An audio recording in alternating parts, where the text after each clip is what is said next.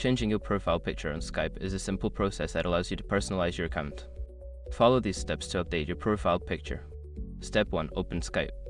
Launch the Skype application on your device. Make sure you are logged into your account. Step 2. Access your profile.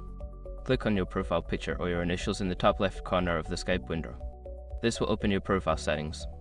Step 3. Select Change Picture. In your profile settings, look for the option that says Change Picture or Edit Profile. Click on it to proceed. Step 4. Upload a new image. You will be prompted to upload a new image. Choose a photo from your device that you would like to use as your profile picture. Make sure the image meets Skype's requirements for size and format. Step 5. Save changes.